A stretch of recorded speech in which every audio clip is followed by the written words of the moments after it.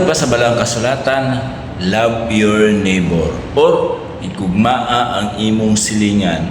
Or in other terms, igugmaa ang imong isig katao.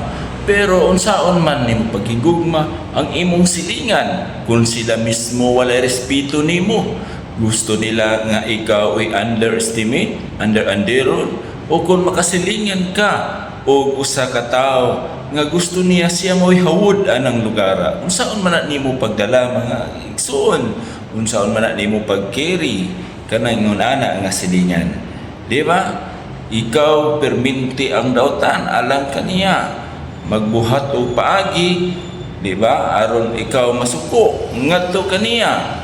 Nya magpaila nga usa ka relihiyoso, Christian, apan na tigmug na og away sa inyong palibot. Imagine, wala magrespeto sa mga silingan.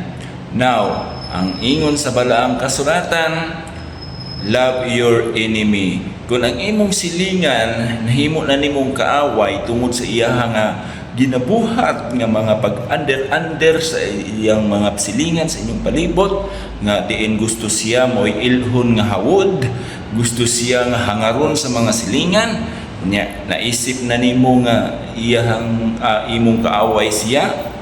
Well, ang balang kasulatan sad nagsulti nga higugma ang imong kaaway.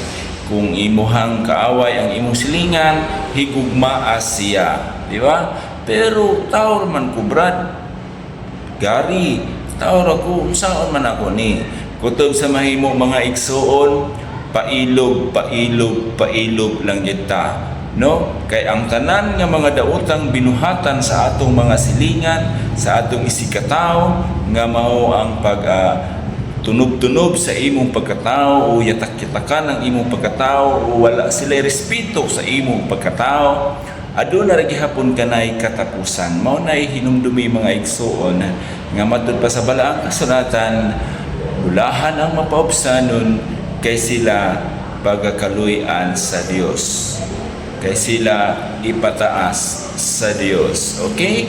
Mao na mga igsoon ang akong ikasdalit kaninyo sa ato ang video for the day. Respect is the best way to love your enemy and love your neighbors. Thank you.